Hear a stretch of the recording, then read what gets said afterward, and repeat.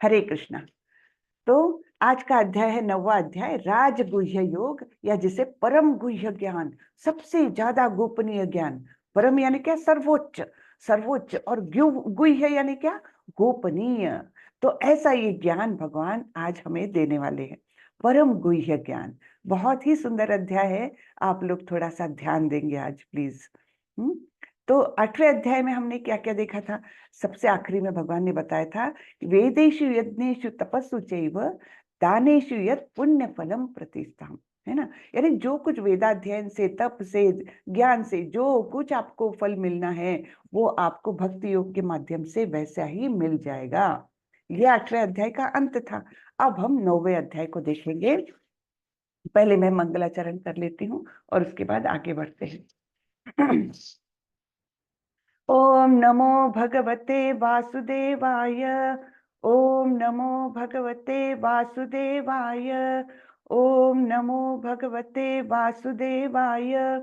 ओम अज्ञानतिमिरान्धस्य ज्ञानाञ्जनशलाकया चक्षुरुन्मिलितं येन तस्मै श्रीगुरवे नमः।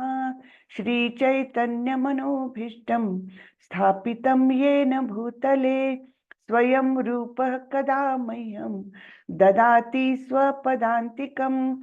वन्देऽहं श्रीगुरो श्रीयुतपदकमलं श्रीगुरुन् वैष्णवांश्च श्रीरूपं साग्रजातं सहगण रघुनाथान्वितं तं सजीवं साद्वैतं सावधूतं परिजनसहितं कृष्णचैतन्यदेवं श्री राधा कृष्ण पादान् सहगण ललिता श्री विशाखान्वितांश्च।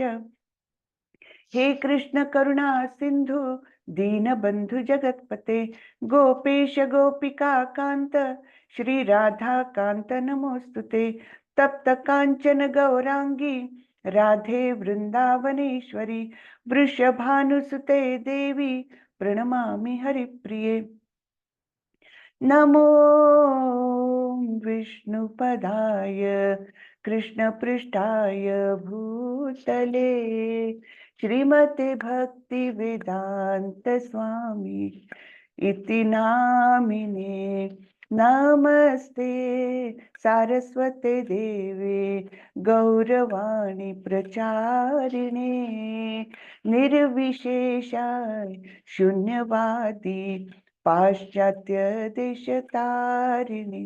जय श्री कृष्ण चैतन्य प्रभो नित्यानंदा श्री अद्वैत गदाधर श्रीवासादि गौर भक्त वृंदा। हरे कृष्णा कृष्णा कृष्णा हरे हरे, हरे रामा राम राम हरे हरे, हरे कृष्णा कृष्णा कृष्णा हरे हरे, हरे रामा राम राम हरे हरे। हरे कृष्ण। सभी को दंडवत प्रणाम, सभी का बहुत बहुत स्वागत है। हरे कृष्ण। तो हम हरे कृष्ण माता जी, दंडवत प्रणाम। दंडवत प्रणाम। तो हम श्रीला प्रभुपाद को नमन करते हुए, श्री राधा कृष्ण को नमन करते हुए आगे बढ़ते हैं। आज का विषय है राजगुह्य योग या परम गुह्य ज्ञान, सबसे ज्यादा गोपनीय ज्ञान। तो भगवान शुरुआत कर रहे हैं। श्री भगवान उवाच इदं तु ते गुह्यतमं प्रवक्ष्याम अनसूयवे ज्ञानं विज्ञान सहितं यज्ञात्वा मोक्षसे अशुभात्। श्री भगवान ने कहा, हे अर्जुन, चूंकि तुम मुझसे कभी ईर्ष्या नहीं करते, इसीलिए मैं तुम्हें यह परम गुह्य ज्ञान तथा अनुभूति बतलाऊंगा, जिसे जानकर तुम संसार के सारे क्लेशों से मुक्त हो जाओगे। तो भगवान जी देखो क्या बोल रहे हैं, तुम मुझसे ईर्ष्या नहीं करते, मुझसे कभी ईर्ष्या नहीं करते। ईर्ष्या करना ये भौतिक जगत में हम बद्ध जीवों का एक स्थायी भाव बन चुका है। हाँ, हम किसी ना किसी से ईर्ष्या करते हैं, चाहे वो प्रकट हो अप्रकट हो, लेकिन मन में रहता है थोड़ा सा। और शायद इसी ईर्ष्या के कारण हम गोलोक वृंदावन से इस भौतिक जगत में अटक गए हैं। तो ईर्ष्या करना यानी क्या? ईर्ष्या करना यानी जैसे आपके पास कोई चीज है, मुझे वो चीज बहुत अच्छी लगती है, आपकी कार मुझे बहुत अच्छी लगती है, लेकिन मुझे ये बात पसंद नहीं कि ये आपकी कार है, वो कार तो मेरी होनी चाहिए थी, है ना। इस प्रकार की जो भावना है वो ईर्ष्या कहलाती है। और हमने ये सोचना चाहिए कि अगर किसी व्यक्ति को कोई चीज मिली हुई है, कोई वस्तु उसके पास है, तो वो क्या भगवान की इच्छा के विरुद्ध जाकर मिल सकती है? नहीं, भगवान ने ग्रांट की है उसको, चाहे वो असुर ही क्यों ना हो, वो सब भगवान ने ग्रांट किया हुआ रहता है ना। भगवान के अप्रूवल के बिना एक पत्ता भी नहीं हिलता। तो जब हम ऐसी भावना हमारे मन में आती है कि ये चीज उसके पास क्यों है, मेरे पास क्यों नहीं है, तो एक प्रकार से हम भगवान का भी अनादर कर रहे हैं। और यहाँ तो अर्जुन को बोल रहे हैं वे, क्योंकि अर्जुन और श्री कृष्ण एकदम समकालीन थे, समवयस्क थे, है ना। और अर्जुन का यानी सभी पांडवों का जीवन कितना ज्यादा कष्टमय रहा है, कितना ज्यादा कष्टमय। और वही श्री कृष्ण पहले तो ग्वाल बाल बने रहे, फिर द्वारकाधीश बने, है ना। सबको, सभी असुरों का निपात करके वे द्वारकाधीश बने। तो यहाँ एक विरोधाभास हमको दिखता है कि श्री कृष्ण एकदम इतने मतलब इतने ऐश्वर्य संपन्न राजा बने, और पांडव बेचारे यहाँ वहां जंगलों में कई कई वर्षों तक भटकते रहे। कितनी कितनी समस्याएं उनके आगे आई, है ना। तो एक प्रकार से अर्जुन अगर समवयस्क है, उनका मित्र है, तो कभी ना कभी उसके मन में भी आ सकता है कि अरे श्री कृष्ण का जीवन देखो, द्वारकाधीश 16,108 पत्नियों के साथ इतना ऐश्वर्य का उपभोग कर रहा है, और मैं जंगल में भटक रहा हूँ। तो ऐसी भावना अर्जुन के मन में कभी नहीं आई। इसलिए इसलिए भगवान उनको बोल रहे हैं कि क्योंकि तुम मुझसे कभी ईर्ष्या नहीं करते, इसीलिए मैं तुम्हें यह परम गुह्य ज्ञान तथा अनुभूति बतलाऊंगा, जिसे जानकर तुम संसार के सारे क्लेशों से मुक्त हो जाओगे, है ना। सारे क्लेशों से मुक्त हो जाओ। एक एक फॉर्मूला बता रहे हैं भगवान। पहले हमको शांति सूत्र बताया था, वो शांति का फॉर्मूला क्या था? भोक्तारम यज्ञ तपसाम सर्वलोक महेश्वरम सुहृदम सर्वभूतानाम ज्ञात्वा माम शांति मृच्छति। मन में अगर शांति रखना है तो ये 3 सूत्रों का पालन करो, बस फिर मन तुम्हारा शांत रहेगा। और यहाँ पर बता रहे हैं कि ये गुह्य ज्ञान जानकर तुम सारे क्लेशों से मुक्त हो जाओगे। अनेक प्रकार के क्लेशों से हम गुजरते रहते हैं, दिन दिन प्रतिदिन, हर रोज कुछ ना कुछ प्रकार का क्लेश हमको सताता ही है। तो क्लेश भी 3 प्रकार के बताए गए हैं। कौन से? आध्यात्मिका, अधिभौतिका और अधिदैविका। हाँ, आध्यात्मिका यानी क्या कि हम अपने ही द्वारा अपने आप को क्लेश देते हैं। जैसे हमारे मन में विचार, निगेटिव विचार आएंगे तो अपने आप को कितना क्लेश देते हैं हम। कुछ तो भी पुरानी बात सोचकर या कुछ इमेजिनरी भी कभी कभी सोचकर हम अपने आप को बहुत क्लेश देते हैं, है ना। तो ये अध्यात्मिका।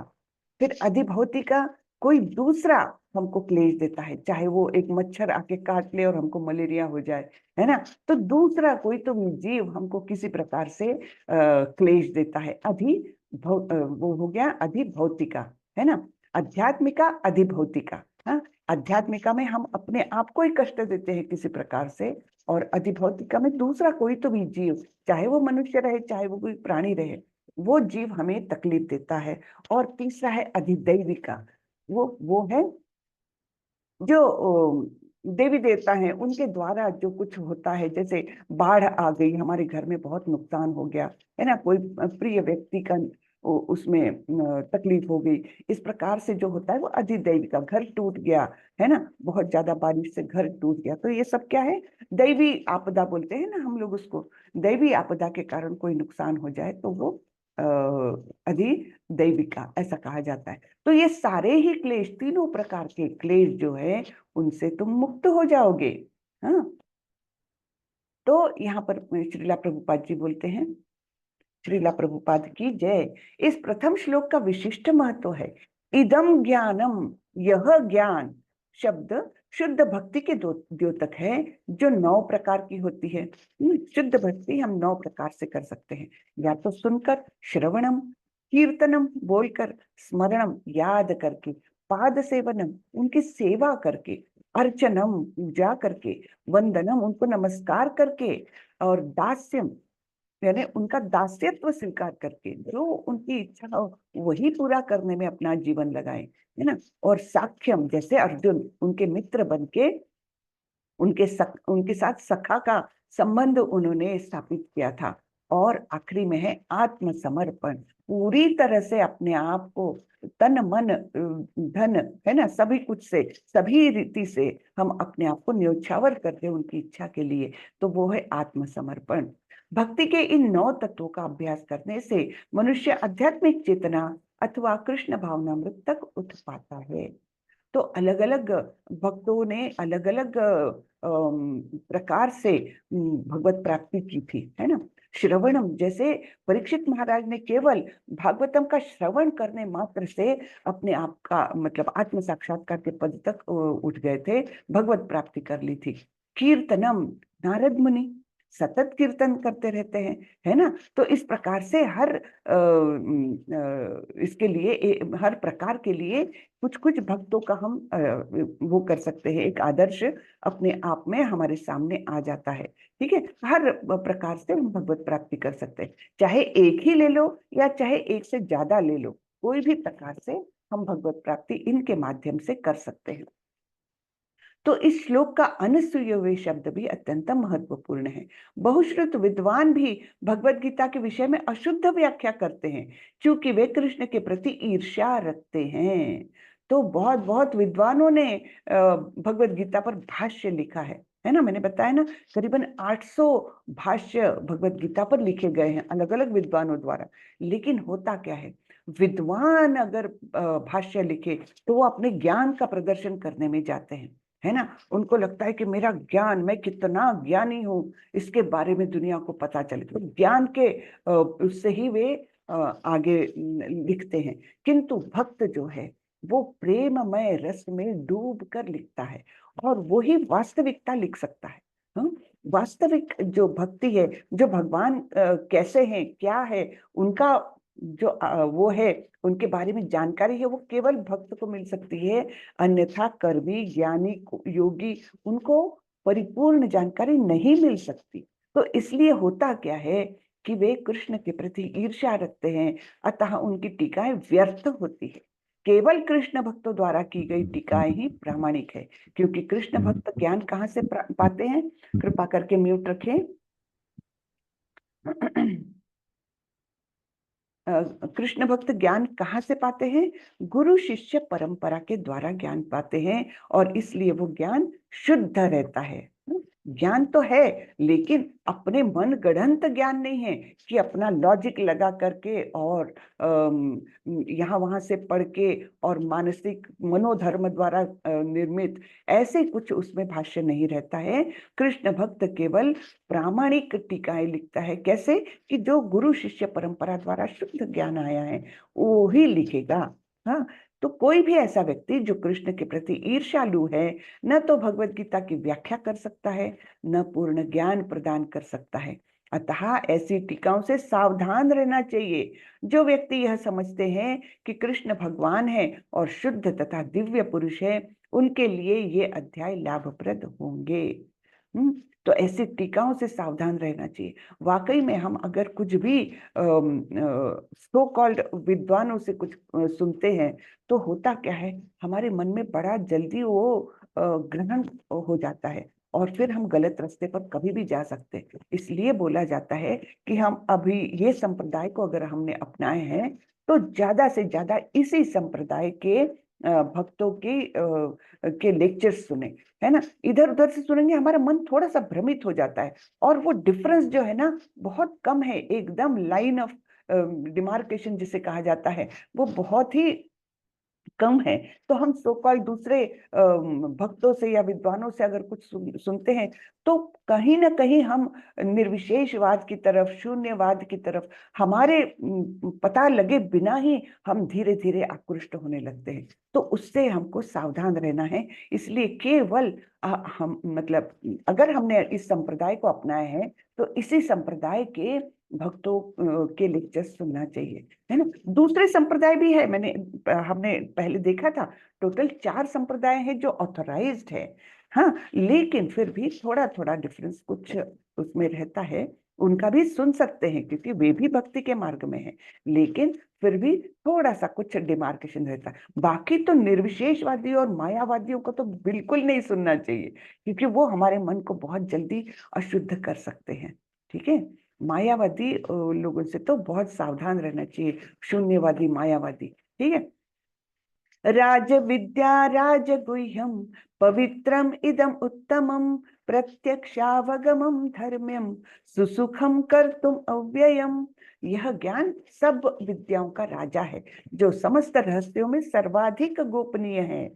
यह परम शुद्ध है, और चूंकि यह आत्मा की प्रत्यक्ष अनुभूति कराने वाला है, अतः यह धर्म का सिद्धांत है। यह अविनाशी है और अत्यंत सुखपूर्वक संपन्न किया जाता है।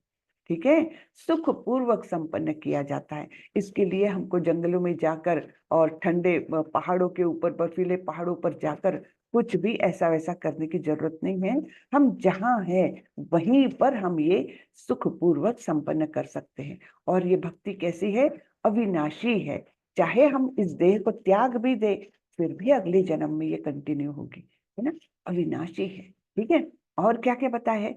सब विद्याओं का राजा, यानी ये टॉप मोस्ट ज्ञान है, इसके आगे कुछ ज्ञान नहीं। हाँ, सबसे अच्छा ज्ञान है ये, और ये सभी रहस्यों में सर्वाधिक गोपनीय है, और ये शुद्ध है, और ये हमको हमारी आत्मा की अनुभूति कराता है।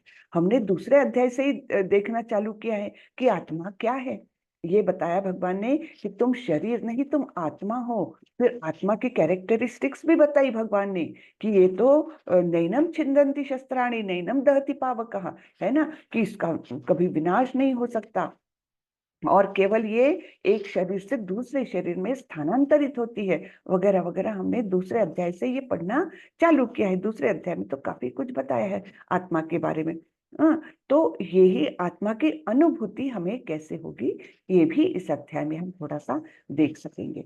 हे परंतप, जो लोग भक्ति में श्रद्धा नहीं रखते, वे मुझे प्राप्त नहीं कर पाते, अतः वे इस भौतिक जगत में जन्म मृत्यु के मार्ग पर वापस आते रहते हैं।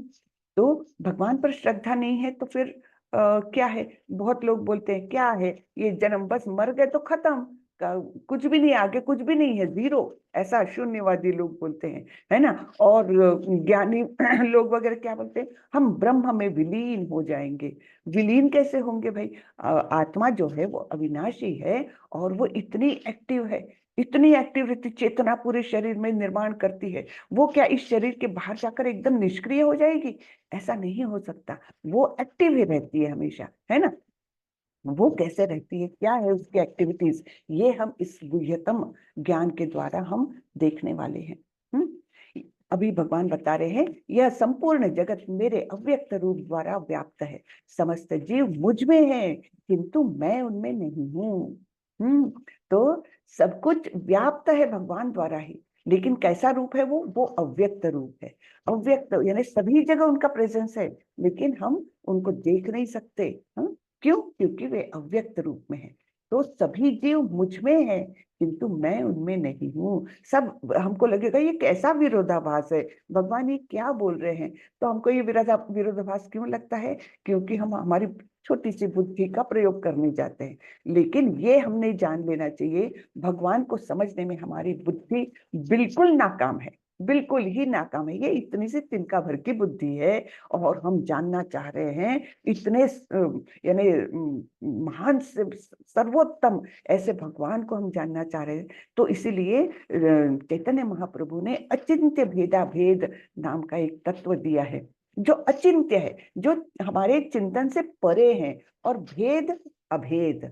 भेद भी है हम में और भगवान में, अंतर भी है, लेकिन अभेद भी है, हम एक भी है। हर इस पूरे ही सृष्टि में ये अचिंत्य भेद अभेद तत्व जो है, वो अगर लागू करें तो थोड़ा कुछ समझ सकते हैं हम, बुद्धि से नहीं। ठीक है। तथापि मेरे द्वारा सारी वस्तुएं, एक मिनट, क्या है? तथापि मेरे द्वारा उत्पन्न सारी वस्तुएं मुझ में स्थित नहीं रहती। जरा मेरे योग ऐश्वर्य को देखो। यद्यपि मैं समस्त जीवों का पालक यानी भरता हूँ और सर्वत्र व्याप्त हूँ, लेकिन इस विराट अभिव्यक्ति का अंश नहीं हूँ। मैं सृष्टि का कारण स्वरूप हूँ। सब अलग अलग चीजें हैं। देखिए क्या बोल रहे हैं, मेरे द्वारा उत्पन्न सारी वस्तुएं मुझ में स्थित नहीं रहती। जरा मेरे योग ऐश्वर्य को देखो। यद्यपि मैं समस्त जीवों का पालक हूँ और सर्वत्र व्याप्त हूँ, लेकिन इस विराट अभिव्यक्ति का अंश नहीं हूँ। मैं सृष्टि का कारण स्वरूप हूँ। यानी मैंने भौतिक जगत बनाया तो है, लेकिन मैं इस भौतिक जगत से फिर भी भिन्न हूँ। हाँ, इसको मैंने बनाया है, मैं इसका कारण हूँ। सभी चीजों का कारणों के कारण भगवान ही है, लेकिन उस अभिव्यक्ति में वे नहीं रहते, वे अपने आप को अलूफ रखते हैं, है ना। तो इस प्रकार यहाँ बताए, जिस प्रकार सर्वत्र प्रवाहमान प्रबल वायु सदैव आकाश में स्थित रहती है, उसी प्रकार समस्त उत्पन्न प्राणियों को मुझ में स्थित जानो। तो जैसे वायु पूरे आकाश में वायु है, सभी जगह पर है ना, उसी प्रकार तो और वो वायु का मंडल जो है, उसी में सारा ही भौतिक जगत हम देखते हैं, सभी जगह तो वायु है। तो वैसे ही भगवान बोल रहे हैं कि सभी प्राणियों को मुझ में स्थित जानो। मैं वायु के समान हूँ, और सारे जीव जो है, सारे प्राणी जो है, वो कैसे हैं, इस भौतिक प्रकट जगत के अनुसार, जगत के तरीके से, है ना। संपूर्ण विराट जगत मेरे अधीन है। यह मेरी इच्छा से बारंबार स्वतः प्रकट होता रहता है, और मेरी ही इच्छा से अंत में विनष्ट हो जाता है। तो ये जो जगत है, ब्रह्मांड, इतने सारे करोड़ों ब्रह्मांड जो है, वो बारंबार सृजित होते हैं। जब महाविष्णु श्वास बाहर छोड़ते हैं, तब सारे ब्रह्मांडों का निर्माण होता है। और जब वे उच्छ्वास लेते हैं, श्वासों को अपने अंदर भर लेते हैं, तब सारे प्राणी उनमें समा जाते हैं, सारा जगत उनमें समा जाता है, सारे ब्रह्मांड उनमें समा जाते हैं, और वो वही रहते हैं जब तक वो दूसरी बार प्रश्वास ना ले, है ना, श्वास बाहर न छोड़े। तो इस प्रकार मेरी ही इच्छा से वे सृजित होते हैं, प्रकट होते हैं, और अंत में विनष्ट भी होते हैं।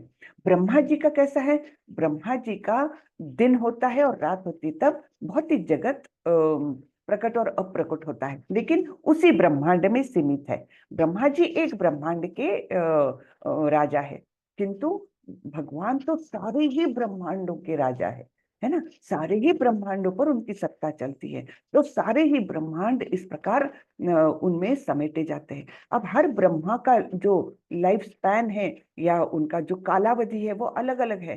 तो ऐसा नहीं कि सारे ब्रह्मा जी एक ही समय में सो जाएंगे, और सारे ब्रह्मा जी एक ही समय में जाग कर सारे भौतिक जगत का सृजन करेंगे, वैसा नहीं। उनका हर एक का कालावधि अलग अलग है। जैसे हमारे ब्रह्मा जी जो है, वो 4 सिर वाले हैं, तो अलग अलग ब्रह्मांडों में अलग अलग सिर वाले ब्रह्मा जी हैं। तो एक बार ब्रह्मा जी का जो गर्व है, थोड़ा अहंकार हो गया था ब्रह्मा जी को, कि मैं इस भौतिक जगत का सृष्टि करता हूँ, है ना। एक बार वे द्वारका में आए भगवान से मिलने के लिए, और उन्होंने बोला कि द्वारपाल ने पूछा क्या बताऊं मैं, तो बोले उनको ब्रह्मा जी आए हैं, ब्रह्मा आए हैं, बोलो मैं मिलने के लिए आया हूँ। तो कृष्ण को पता चला कि इनके मन में तो अहंकार जागृत हो रहा है, तो उन्होंने द्वारपाल से पूछवाया, उनको पूछो कौन से ब्रह्मा जी हो आप है ना। तो ब्रह्मा जी को जब ऐसा प्रश्न पूछा उस द्वारपाल ने, तो ब्रह्मा जी चकित हो गए। कौन से ब्रह्मा जी, मैं तो एक ही हूँ भाई, है ना, मेरे समान कौन है, 4 सिर वाला एक ही मैं हूँ, तो मुझे ऐसा क्यों पूछा जा रहा है कि कौन से ब्रह्मा जी। तब फिर उन्होंने बताया कि मैं हूँ यहाँ क्या, इस ब्रह्मांड का सृष्टा, ये वो उन्होंने बताया। फिर उनको लेकर गए अंदर। अंदर जाकर उन्होंने जब देखा, तो कृष्ण किनके साथ बैठे हुए थे, कोई 8 सिर वाले ब्रह्मा है, कोई 5 सिर वाले ब्रह्मा है, कोई 10 सिर वाले ब्रह्मा है। अरे बाप रे, वो देख करके उनको पता चला मैं किस बात का अहंकार कर रहा हूँ। ऐसे तो करोड़ों करोड़ ब्रह्मांड है, जिनके अध्यक्ष, जिनके सूत्रधार, जिनके कर्ता कारण स्वरूप जो है, वो कृष्ण है। तो मैं किस बात का अहंकार कर रहा हूँ। इस प्रकार ब्रह्मा जी का भी गर्व हरण किया था भगवान श्री कृष्ण ने। ठीक है, तो ऐसे करोड़ों करोड़ ब्रह्मांड जो है, वो भगवान की इच्छा से अंत में विनष्ट होते हैं। ये कारणोदक कषाय विष्णु, जिनके सारे रंध्रों से और श्वास उच्छ्वास से जो हवा निकलती है, उनसे सारे ब्रह्मांडों की निर्मित होती, करोड़ों करोड़ ब्रह्मांड। मयाध्यक्षेण प्रकृतिः सूयते सचराचरं, हेतुनानेन कौन्तेय जगद्विपरिवर्तते। हे कुंती पुत्र, यह भौतिक प्रकृति मेरी शक्तियों में से एक है और मेरी अध्यक्षता में कार्य करती है, जिससे सारे चर तथा अचर प्राणी उत्पन्न होते हैं। इसके शासन में यह जगत बारंबार सृजित और विनष्ट होता रहता है। हाँ, तो भौतिक प्रकृति भगवान की अनेक शक्तियों में से एक है और भगवान की ही अध्यक्षता में, अर्थात भगवान के ही कंट्रोल में, भगवान के ही नियंत्रण में कार्य करती है। हाँ, और जब ये भौतिक प्रकृति कार्य करती है तो ब्रह्मा जी क्या करते हैं, चर और अचर प्राणी को उत्पन्न करते हैं। ठीक है, और फिर ब्रह्मा जी के नियंत्रण में, ब्रह्मा जी को कंट्रोल दे दिया एक ब्रह्मांड का, तो इसके शासन में यह जगत बारंबार सृजित और विनष्ट होते रहता है। ब्रह्मा जी का दिन आया तो सृजन हो गया, ब्रह्मा जी की रात आई तो विनष्ट हो गया। ठीक है ना, लेकिन अधिष्ठाता कौन है, अध्यक्ष कौन है, कृष्ण है। अब भगवान बोल रहे हैं, अवजानन्ति मां मूढ़ा मानुषिं तनुमाश्रितं, परम भावम अजानन्तो मम भूत महेश्वरम। जब मैं मनुष्य रूप में अवतरित होता हूँ तो मूर्ख मेरा उपहास करते हैं, वे मुझ परमेश्वर के दिव्य स्वभाव को नहीं जानते। तो जब मनुष्य रूप में आते हैं तो हमारे समान ही दिखते हैं, वे द्विभुज रूप हमारे जैसे ही दिखते हैं, है ना। तो साधारण मनुष्य जैसे दिखते हैं, तो जो मूढ़ लोग है ना, मूर्ख लोग है ना, वो उनका उपहास भी करते हैं। उपहास कैसे, अरे ये तो ऐसे ही ग्वाल बाल है, गाय चराने का काम है इसका, और मतलब ऐसे ही बांसुरी बजा के सबका मनोरंजन करता है, इस प्रकार से कुछ भी जो कुछ उनके मन में आए उस प्रकार से सोचते हैं। लेकिन ये है कौन, देखिए ये कृष्ण, और यहाँ पर गर्भोदकशाही विष्णु, यहाँ पर कारणोदकशाही विष्णु, ये सब बताए हैं। यानी सभी कारणों के कारण ये हैं, लेकिन ये सामान्य रूप में हमारे सामने आते हैं और हम उनके दिव्य स्वरूप को नहीं जान पाते। मोघाशा मोघ कर्माणो मोघ ज्ञान विचेतसः, राक्षसीम आसुरीम चैव प्रकृति मोहि निश्रिताः। जो लोग इस प्रकार मोहग्रस्त होते हैं, वे आसुरी तथा नास्तिक विचारों के प्रति आकृष्ट होते हैं। इस मोहग्रस्त अवस्था में उनकी मुक्ति आशा, उनके सकाम कर्म तथा ज्ञान का अनुशीलन सभी निष्फल हो जाते हैं, है ना। तो जो इस प्रकार मोहग्रस्त यानी उनकी बुद्धि भ्रमित रहती है, उनको क्या कहा जाता है, वे आसुरी और या नास्तिक होते हैं। आसुरी रहते हैं, नास्तिक रहते हैं। किसी ने इस सारे सृष्टि का सृजन किया है, इस पर उनको विश्वास नहीं रहता। उनको लगता है कि बस अपने आप में सृष्टि आ गई, हाँ, और जब मेरा जीवन खत्म हो जाएगा तो सब कुछ खत्म हो जाएगा, मुझे क्या करना, अभी तो एंजॉय कर लो। इस प्रकार के बहुत लोग रहते हैं, है ना। हम तो बहुत आजकल तो बहुत ही ज्यादा ये है कि जिंदगी मिले ना दोबारा, कुछ तो भी ऐसे करके तो बोलते हैं बस आज को एंजॉय करो। एंजॉय करना ये लाइफ का उद्देश्य बन गया है लोगों का, है ना। बहुत जगह हम देखते, बहुत कॉमन कंसेप्ट हो गई जीवन के प्रति कि आज को एंजॉय करो, कल की चिंता क्यों करो, जो होना है होए। और इस प्रकार से जो है ना, वे आसुरी और नास्तिक विचारों के प्रति आकृष्ट रहते हैं। वो लोग भगवान पर विश्वास नहीं करते। वो ये नहीं जानते कि इस जन्म, ये मरने के बाद कोई यहाँ पर फुल स्टॉप नहीं लगने वाला, जीवन तो आगे चलने वाला है, ये उनको पता नहीं रहता, है ना। तो इसलिए वो बिल्कुल गैर जिम्मेदाराना हरकतें करते रहते हैं, है ना। पशुओं का वध करके उनको खाएंगे, उनको ये नहीं पता चलता इसका परिणाम मुझे आगे कितना भुगतना पड़ रहा है, पड़ने वाला है। ये बात से वे बिल्कुल ही अनभिज्ञ रहते, विश्वास रखना ही नहीं चाहते।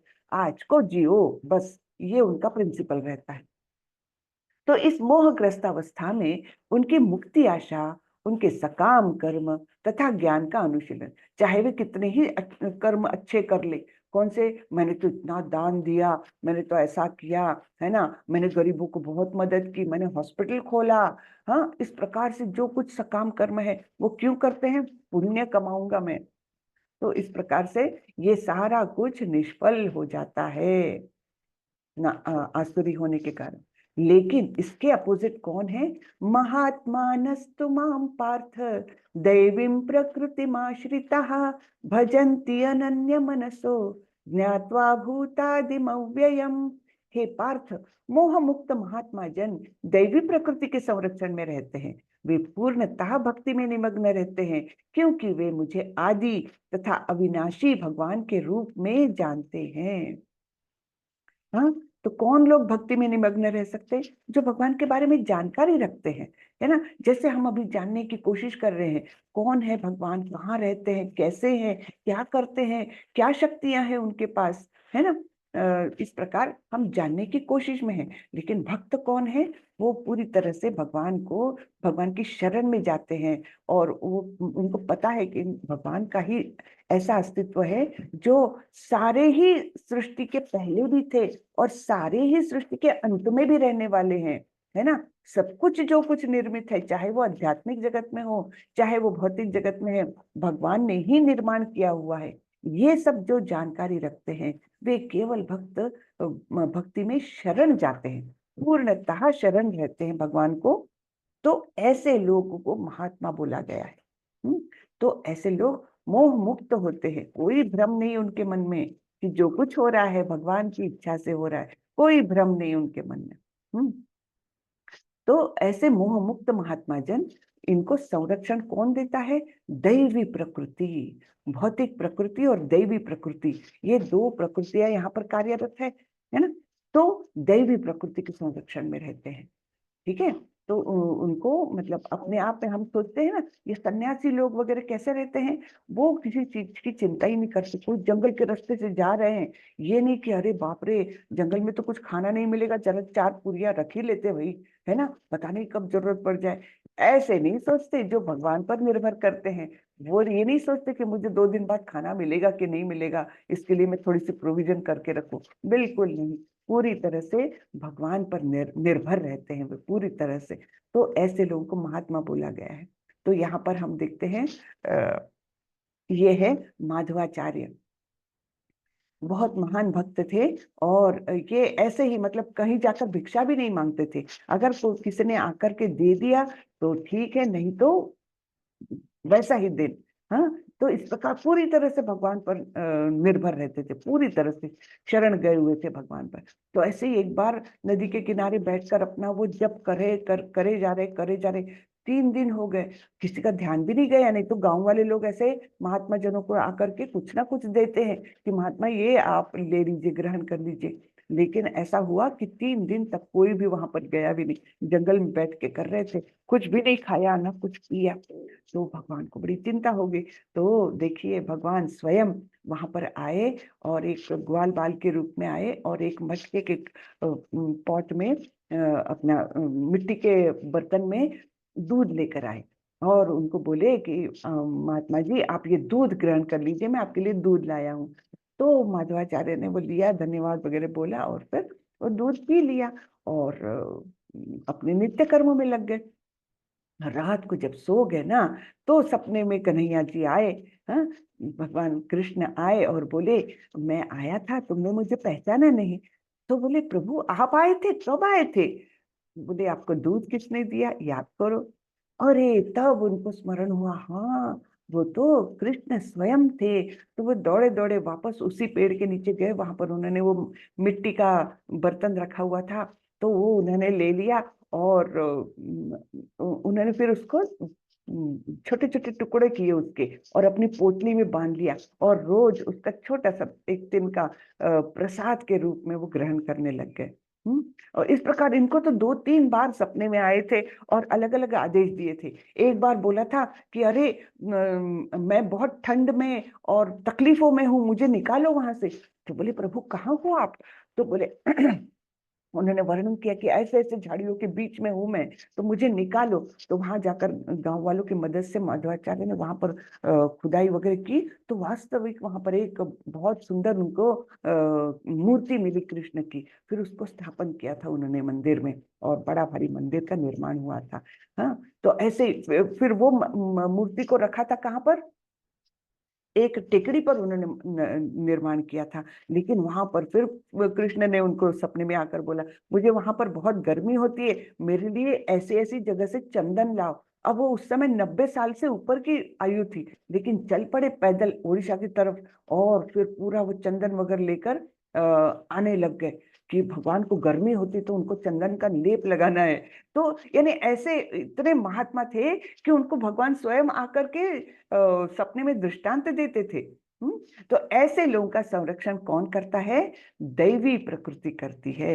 हमने दैवी प्रकृति के बारे में एक और बार भी सुना है, दैवी हेषा गुणमयी मम माया दुरत्यया मामेव ये प्रपद्यन्ते मायाम एतान तरन्ति ते। तो वो वर्णन किया था किसका?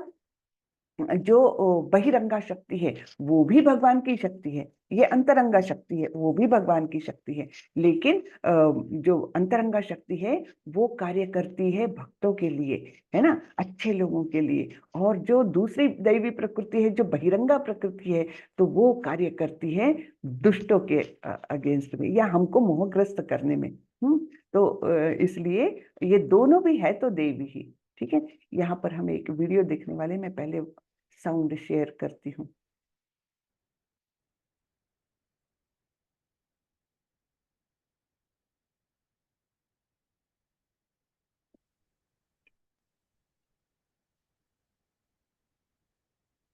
सततं कीर्तयन्तो मां यतन्तश्च दृढव्रतः नमस्यन्तश्च मां भक्त्या नित्ययुक्ता उपासते। ये महात्मा मेरी महिमा का नित्य कीर्तन करते हुए, दृढ़ संकल्प के साथ प्रयास करते हुए, मुझे नमस्कार करते हुए भक्ति भाव से निरंतर मेरी पूजा करते हैं। तो ये बताया है भक्तों के बारे में कि ऐसे भक्त जैसे यहाँ पर श्रीला प्रभुपाद दिख रहे हैं, है ना। तो ये क्या करते हैं? सततम कीर्तयन्तु मां, सतत कीर्तन करते हैं मेरे नाम का। हम्म। तो एक बार क्या हुआ, किसी ने पूछा, हमारे इस्कॉन के भक्तों को किसी ने पूछा कि ऐसा कहाँ लिखा है, प्रभुपाद जो बोलते हैं कि 16 माला जप करना ही है, मिनिमम से मिनिमम 16 माला का जप करना ही, ऐसा कहाँ लिखा है भगवत गीता में? मुझे दिखाओ कि 16 माला करो, 32 माला करो या 64 माला करो, ये कहाँ लिखा है? मुझे दिखाओ। तो प्रभुपाद जी को ही पूछा था, सॉरी, प्रभुपाद जी को ही पूछा था किसी ने कि ऐसा तो कहीं लिखा नहीं है, आप जो बोलते कम से कम 16 माला करो। तो प्रभुपाद जी बोले, हाँ भगवत गीता में लिखा है सततम कीर्तयन्तो माम, करो, बोले सतत कीर्तन करो, 16 माला 32 माला ये मत करो, है ना। करो क्या? भगवान ने तो बोला है सततम कीर्तयन्तो माम। तो ऐसे एकदम हाजिर जवाब थे प्रभुपाद जी। तो ये वीडियो देखते हैं हम। वीडियो नहीं है ये, एक वीडियो है कहीं तो भी, ठीक है। चलिए, तो इस प्रकार ये सततम कीर्तयन्तु माम, भक्त लोग क्या करते हैं? हमेशा भगवान के का नाम स्मरण करते हैं, कीर्तन करते हैं। पिता हमस्य जगतो माता धाता पितामहः वेद्यम पवित्रम ओंकार रुक्साम यजुरेव च। मैं इस ब्रह्मांड का पिता, माता, आश्रय तथा पितामह हूँ। मैं ज्ञेय यानी जानने योग्य, शुद्धिकर्ता तथा ओंकार हूँ। मैं ऋग्वेद, सामवेद तथा यजुर्वेद भी हूँ। तो भगवान अपने बारे में बता रहे हैं। अगर भगवान नहीं बताएंगे तो हमें कहाँ से पता चलेगा, है ना। भगवान बता रहे हैं कि मैं इस ब्रह्मांड का पिता, माता, आश्रय तथा पितामह हूँ। यानी जन्म देने वाली माता भी मैं हूँ, पिता भी मैं हूँ, बीज देने वाला पिता भी मैं हूँ, और मैं ही सभी का आश्रय हूँ। जब सब कुछ विलुप्त हो जाता है तो सभी लोग मेरे पास ही आते हैं, है ना। और मैं पितामह भी हूँ। पितामह क्यों बोल रहे हैं? क्योंकि हम लोग ब्रह्मा जी को पिता बोलते हैं। ब्रह्मा ने सृष्टि का सृजन किया, लेकिन ब्रह्मा जी के भी ऊपर कौन है? ब्रह्मा का सृजन करने वाले भगवान है, इसलिए पितामह। हाँ, और मैं ज्ञेय यानी जानने योग्य। हाँ, किसका हमने ज्ञान अर्जित करना चाहिए? भगवान के बारे में ज्ञान जो है वही असली ज्ञान है। बाकी ये भौतिक जो ज्ञान है उसको तो ईशोपनिषद में अविद्या कहा गया है। विद्या और अविद्या ऐसे दो प्रकार बताए हैं। तो विद्या है भगवत ज्ञान, है ना, आध्यात्मिक ज्ञान जो है उसको विद्या कहा गया है, और अविद्या कहा गया है भौतिक ज्ञान को। लेकिन फिर आगे ये भी कहा है कि विद्या और अविद्या दोनों सम्मिलित होकर ही हम आगे बढ़ सकते हैं जीवन में। क्योंकि अविद्या का भी हमको क्यों आवश्यकता है कि इस शरीर को पालना है, तो कुछ ना कुछ ऐसा भौतिक ज्ञान रहे जिसके द्वारा हम धन अर्जित करके हमारा पेट तो भर सके, है ना। क्योंकि ये शरीर माध्यमम खलु धर्म साधनम, शरीर के माध्यम के बिना हम आगे नहीं बढ़ सकते। ये मनुष्य जीवन इसीलिए मिला है कि इस शरीर का उपयोग करते हुए हमको भगवत प्राप्ति करना है। तो शरीर के रखरखाव के लिए हमको अविद्या भी जरूरत है, लेकिन आगे बढ़ने के लिए, हमारी आत्मोन्नति के लिए हमको ज्ञान यानी भगवत ज्ञान की जरूरत है। तो ये जानने योग्य कौन है? ज्ञेय, है ना, भगवान। भगवान ही जानने योग्य है, भगवान ही शुद्धि करता है, और भगवान ही ओमकार है। ओमकार क्यों बोला गया है? क्योंकि सारे वेदों की शुरुआत, सारे ही प्रार्थनाओं की शुरुआत ये ओमकार से होती है। और कहा जाता है कि सारे ब्रह्मांडों में ओमकार का ध्वनि सतत होते रहता है। और ये सारे वेद, वेद यानी ज्ञान, है ना, तो ये सारे वेद भी जो है वो भी मैं ही हूँ, सारा ज्ञान मैं ही हूँ। मैं ही लक्ष्य पालन करता, स्वामी, साक्षी, धाम, शरण स्थली तथा अत्यंत प्रिय मित्र हूं। मैं सृष्टि तथा प्रलय, सबका आधार, आश्रय तथा अविनाशी बीज भी हूं। तो अपने बारे में भगवान बता रहे हैं, मैं ये सारे कार्य मैं करता हूं तुम्हारे लिए, है ना। हे अर्जुन, मैं ही ताप प्रदान करता हूं और वर्षा को रोकता तथा लाता हूं। मैं अमरत्व हूं और साक्षात मृत्यु भी हूं। देखिए, है ना, अमरत्व भी हूं और मृत्यु भी हूं। तो ये फिर से विरोधाभास लगेगा हमको, लेकिन ऐसी ही शक्तियां हैं सब भगवान की, अचिंत्य, है ना। आत्मा तथा पदार्थ अर्थात सत्य तथा असत दोनों मुझ ही में है। आत्मा और पदार्थ दोनों मुझ में है।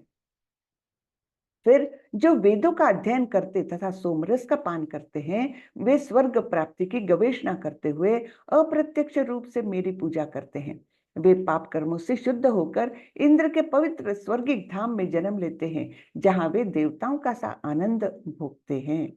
तो जो ये वेदों का अध्ययन करते हैं, ज्ञान अर्जन करते हैं, भक्ति नहीं ज्ञान, हाँ, तो जो ज्ञान अर्जित करते हैं और अच्छे कार्य करते हैं, सोमरस का पान करते हैं वगैरह, तो वे क्या करते हैं, उनको चाहिए स्वर्ग प्राप्ति हो जाए, क्योंकि वहां पर बहुत ज्यादा इंद्रिय तृप्ति है ना। कुछ कुछ धर्मों में बोला जाता है कि वहां पर कितनी अप्सराएं हैं, हूरे हैं, है ना, ऐसा कुछ बोला जाता है। तो वहां पर बहुत इंद्रिय तृप्ति के असीम साधन है। कहाँ पर? स्वर्ग, स्वर्ग में। तो इंद्र के पवित्र स्वर्गिक धाम में जन्म लेते हैं। पाप कर्म से वे शुद्ध हो जाते हैं, पुण्य कर्म का उनके पास संचय है। तो ऐसे लोग फिर उच्च ग्रहों की ओर जाते हैं, यानी इंद्र या चंद्र लोक या सूर्य लोक या ऐसे पवित्र स्वर्गिक धाम में वे जन्म लेते हैं और देवताओं का सा आनंद उपभोग करते हैं। बहुत इंद्रिय तृप्ति के साधन है वहां पर। और इस प्रकार जब वे विस्तृत स्वर्गिक इंद्रिय सुख को भोग लेते हैं और उनके पुण्य कर्मों के फल क्षीण हो जाते हैं, तो वे फिर से मृत्यु लोक में लौट आते हैं। इस प्रकार जो तीनों वेदों के सिद्धांतों में दृढ़ रहकर इंद्रिय सुख की गवेषणा करते हैं, उन्हें जन्म मृत्यु का चक्र ही मिलता है। जैसे यहाँ पर ये चक्र दिखाया है, मेरी गो राउंड। हाँ, तो किसी ने पुण्य संचय किया, पाप कर्म खत्म होने लग गए, तो कहाँ पर जाएगा? वो अच्छी जगह पर जाएगा, उच्च लोकों में जाएगा। लेकिन अल्टीमेटली उसको नीचे आना पड़ता है। जब उसके पुण्य खत्म हो जाएंगे, जब इसका यानी उसका मोमेंटम ऐसा रहेगा कि उसको नीचे आना ही पड़ेगा। तो ये पुण्य और पाप, ये हमको केवल ज्यादा ज्यादा से ज्यादा स्वर्ग लोकों तक ले जा सकते हैं, है ना। पुण्य का संचय, बैंक बैलेंस खत्म हो गया तो आ जाओ भाई, फिर से मृत्यु लोक में आ जाओ। तो ये चलता रहता है। लेकिन भगवत धाम कैसा है? भगवत धाम जहां जाकर के कोई वापस नहीं आता। तो ये केवल पाप और पुण्यों के कारण होता है।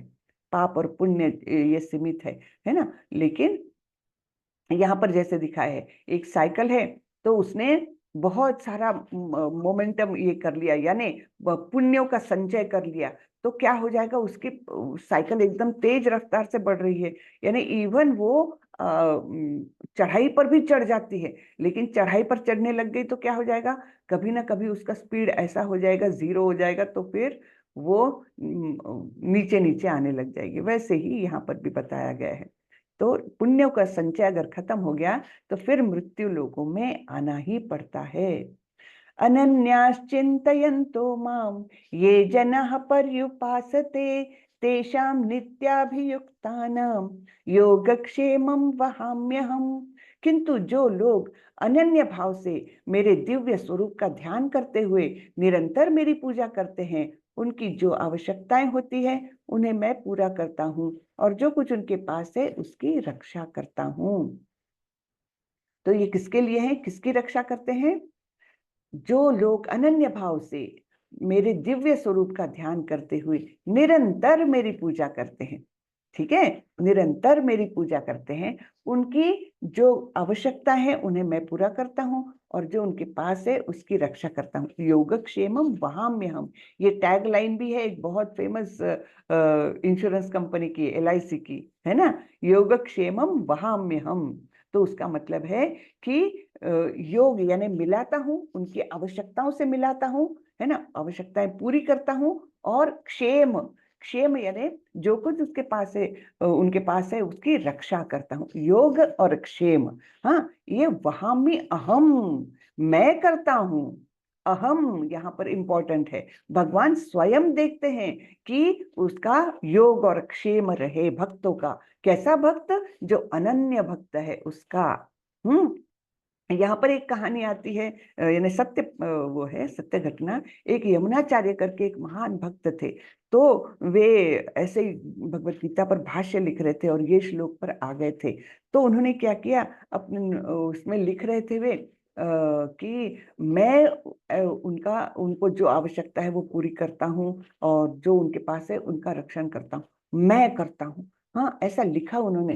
फिर उनको लगा मैं लिखना तो अच्छा नहीं है ना, तो उन्होंने क्या किया, उसको अपने से ऐसे काट दिया और लिखा, मैं उनकी आवश्यकताओं को पूरा करवाता हूँ, और जो उनके पास है उसकी रक्षा करवाता हूँ, यानी दूसरे से करवाता हूँ, ऐसा लिखा। और फिर उनका समय हो गया था स्नान का, तो उन्होंने सब सामान वही रख दिया और स्नान करने चले गए। तो इधर क्या हुआ, उनकी पत्नी थी घर में, तो दो लड़के आए और उन्होंने बहुत सारा सामान लाया था। उस दिन हुआ क्या था कि उनके घर में कुछ भी नहीं था। अब उनकी पत्नी को बड़ी चिंता थी कि मैं क्या करूं, क्या पकाऊंगी खाना, कुछ भी तो नहीं है घर में, भगवान को भोग क्या चढ़ाऊंगी, कुछ भी तो नहीं है घर में, ऐसी चिंता में थी वो। यमुनाचार्य तो अपने ठहरे भक्त, तो वो अपना स्नान करने के लिए नदी पर चले गए। तो यहाँ पर ये दो लड़के आए और उन्होंने काफी चीजें थैलियों में भर के लाई, और उसमें फल भी थे, उसमें अनाज भी था, और घर में जो कुछ, मतलब जो कुछ भी खत्म हो गया था ना, सब कुछ उस बड़े बड़े थैलों में था। और वो बच्चे आए, दोनों जन आए और बोले, लीजिए माता जी, ये आपके पति ने आपके आपके पास देने के लिए कहा है, तो उन्होंने भिजवाया है। तो वो बोली, अच्छा मेरे पति ने भिजवाया है, अच्छा तो आप बैठिए, थोड़ी देर रुकिए, वो स्नान करके आते ही होंगे। तो बोले, नहीं नहीं, हम तो उनसे बहुत डरते हैं, तो हम तो जा रहे हैं। बोले, क्यों डरते हो? बोले, देखिए ना, हमको कितना मारा। और दोनों ने अपनी पीठ दिखाई, उसमें दो ऐसी ऐसी लाइनें लगी हुई थी। तो उनको, माता जी को लगा, अरे ये कैसे पॉसिबल है, मेरे पति तो इतने शांत स्वभाव के, और ऐसे कैसे इनको मारा है। उनको बड़ा दुख हुआ। बोले, ऐसा है, ये तो बहुत बुरी बात है। तो वो बच्चे बोले, अब तो मैं, हम लोग जाते हैं, वो आ जाएंगे, हमको उनसे बहुत डर लगता है, हम जाते हैं। निकल गए दोनों बच्चे। और इनको बड़ा आश्चर्य हुआ उनकी पत्नी को। तो ये आए, यमुनाचार्य नदी से स्नान करके आए, तो उन्होंने बताया पत्नी ने कि आपने जो भिजवाया था सामान वो तो सब आ गया, लेकिन आपने इतनी दुष्टता क्यों की, वो दोनों लड़कों के साथ इतने जोर से उनको मारा, दोनों की पीठ पर ऐसे घाव थे। तो यमुनाचार्य सोच में पड़ गए, मैंने एक तो सामान भिजवाया नहीं, फिर मैंने किसी को मारा नहीं, फिर ये कौन आए थे बच्चे जो ऐसे बोल के गए, और सामान इतना, जो जो आवश्यकता थी सब कुछ देकर गए, कौन थे ये लोग? और फिर वो अपना सब पूजा वूजा करने के बाद वो फिर से लिखने बैठे। और तब उनके ध्यान में आया तो कि मैंने ऐसे, मैं उनकी रक्षा करता हूँ, मैं उनकी आवश्यकताएं पूरी करता हूँ, उस पर उन्होंने ऐसे ऐसे जो लाइन मारी थी, बिल्कुल वैसे ही लाइंस उन बच्चों के पीठ पर दिखी थी उनकी पत्नी को। तो इस प्रकार भगवान ने उन्हें बताया कि तुम जो अनुवाद कर रहे हो वो योग्य नहीं, मैं करवाता हूँ, ये योग्य नहीं है, मैं स्वयं जाकर करता हूँ उनकी रक्षा। किसकी? अनन्य भाव से जो भक्ति करते हैं उनकी। तो फिर यमुनाचार्य के ध्यान में आ गया, फिर उन्होंने उसको फिर से दोबारा से लिखा कि मैं उनकी आवश्यकता पूरी करता हूँ, मैं उनकी रक्षा करता हूँ। वहां में अहम, अहम है यहाँ पर, है ना, मैं करता हूँ। तो भगवान स्वयं ऐसे अपने भक्तों की रक्षा करते हैं। फिर आगे आता है, ये प्यन्य देवता भक्ता यजन्ते श्रद्धयान्विताः तेपि मामेव कौन्तेय यजन्ति अविधि पूर्वकम।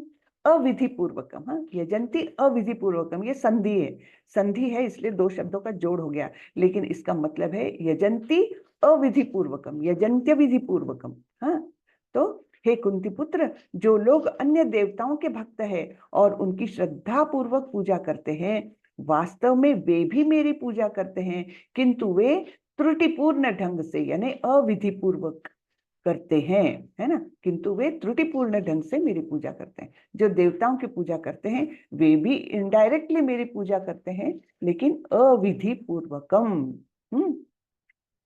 तो यहाँ पर बताया है कि कोई शक्ति का शक्ति को चाहता है तो वो सूर्य देव की पूजा कर रहा है, शक्ति देने वाली।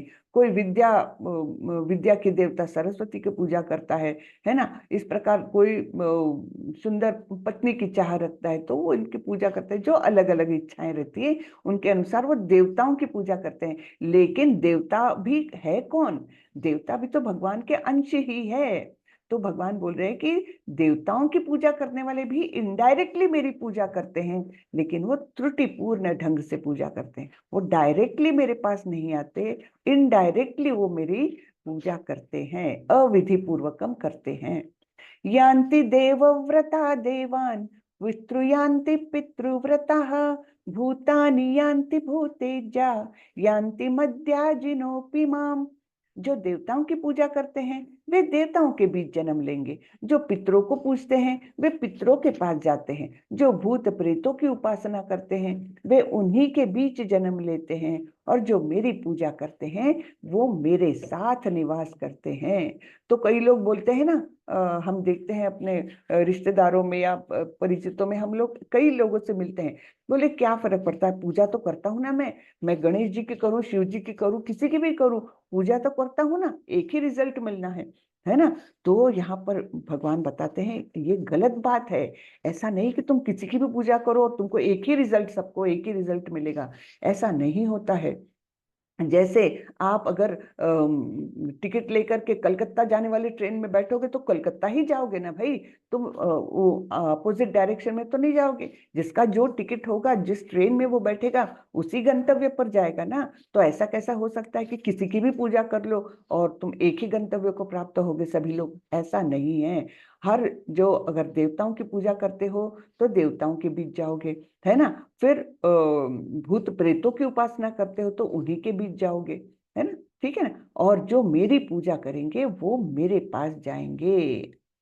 फिर भगवान बोलते हैं मेरी पूजा करने को तो बोल रहा हूँ, लेकिन पूजा कैसे की जाती है, क्या मुझे अर्पण करने से मैं संतुष्ट हो जाता हूँ? तो भगवान सबसे गरीब दीन व्यक्ति के लिए भी सोचते हैं। कैसे? पत्रम पुष्पम फलम तोयम यो मे भक्त्या प्रयच्छति तदहम भक्त्युपहृतम अश्नामि प्रयतात्मनः। यदि कोई प्रेम तथा भक्ति के साथ मुझे पत्र पुष्प फल या जल प्रदान करता है तो मैं उसे स्वीकार करता हूं। कंडीशन क्या है? प्रेम और भक्ति। प्रेम और भक्ति के साथ फिर यथाशक्ति, आपकी शक्ति कुछ नहीं हो तो आप मुझे एक तुलसी का पत्ता ही दे दीजिए, एक छोटा सा फूल ही मुझे दे दीजिए, या कोई फल ही दे दीजिए, या जल भी देने से भी मैं संतुष्ट होता हूं, अगर वो प्रेम और भक्ति के साथ दिया हो। अब ये नहीं है कि कोई धनाढ्य व्यक्ति है जिसके घर में पंच पकवान रोज बनते हैं और वो भगवान को देता है एक कटोरी में जल, तो ये नहीं है, है ना। ऐसा नहीं होना चाहिए। प्रेम और भक्ति किसे कहते हैं? प्रेम से हम, जैसे हमारे बच्चे से हम प्रेम करते हैं, तो कोई उसको निकृष्ट कोई चीज देंगे क्या? नहीं, जो हम खाएंगे उससे उसमें से सबसे अच्छा बच्चे को देंगे, है ना। तो यहाँ पर हम देखते हैं इस्कॉन मंदिरों में इस प्रकार से भगवान को अपिलेंट वे में उनको सब कुछ दिया जाता है, ऐश्वर्य संपन्न। मंदिर भी ऐश्वर्य संपन्न बनता है इस्कॉन का, और उनका जो भोग रहता है वो भी भगवान के लिए सर्वोत्कृष्ट। हाँ, तो अब ये भी है कि भोग बनाते समय कभी भी ऐसी भावना नहीं रहनी चाहिए, चलो यार आज हलवा खाने की इच्छा हो रही है, वही बनाता हूँ, वही भगवान को भोग चढ़ाती हूँ। अपनी तृप्ति के लिए नहीं, केवल भगवान की तृप्ति के लिए। उस समय खुद का विचार भी मन में आना, ये अपवित्रता हो जाती है ना। तो हमको भोग बनाते समय, चढ़ाते समय पूरी तरह से ये ही करना चाहिए कि मैं ये भगवान की तुष्टि के लिए कर रहा हूँ, भगवान को संतुष्ट करने के लिए कर रहा हूँ, मेरी इंद्रिय तृप्ति के लिए नहीं, है ना। तो इस प्रकार प्रेम तथा भक्ति के साथ जो कुछ मुझे अर्पण क्यों। अब यहाँ पर पत्र पुष्प फल जल है, इसमें यहाँ अंडा मांस मछली नहीं है ना। वो चीजें भगवान को नहीं चलती, तो केवल चलता है इन चीजों, चार चीजों से बनी हुई जो भी वस्तुएं हैं। दूध भी, जल में दूध भी समाविष्ट है, लिक्विड है ना। तो इस प्रकार दूध से बना हुआ फल और बाकी फल, सब्जियां, ग्रीन वेजिट मतलब जो कुछ वेजिटेरियन है, वो सब कुछ भगवान को चलता है, लेकिन प्रेम तथा भक्ति के साथ बनाया गया। ऐसे इस प्रकार से भगवान ने बताया। यत् करोषि यदश्नासि यज्जुहोषि ददासि यत् तपस्यसि कौन्तेय तत्कुरुष्व मदर्पणम। हे कुंती पुत्र, तुम जो कुछ करते हो, जो कुछ खाते हो, जो कुछ अर्पित करते हो या दान देते हो, और जो भी तपस्या करते हो, उसे मुझे अर्पित करते हुए करो। तो हमको करना क्या है? रोजमर्रा का ही जीवन है हमारा, रोज जैसे हम हैं वैसे ही रहना है हमें, लेकिन हमको हर काम जो है भगवान को अर्पित करते हुए करना है। जो कुछ करते हो, हाँ, जो कुछ खाते हो, जो कुछ अर्पित करते हो या दान देते हो, और जो भी तपस्या करते हो, सब कुछ मुझे अर्पित करते हुए करो, है ना। यानी हमारी एक्शंस, सब कुछ एक्शंस वही रहेंगी, लेकिन एक्शन की डायरेक्शन कैसे हो जाएगी?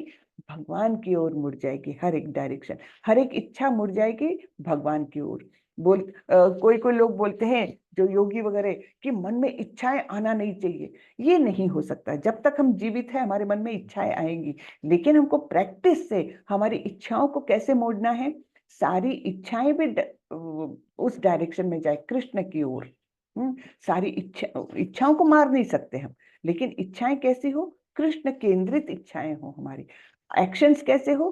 कृष्ण केंद्रित एक्शंस हो हमारे, है ना। खाना कैसे हो? भगवान का उच्चिष्ट, भगवान का प्रसाद ही हो। पहले भगवान को अर्पण करना, फिर हमने खाना है ना। वैसे ही दान देते समय मैं दान दे रहा हूं, अहम की भावना नहीं चाहिए।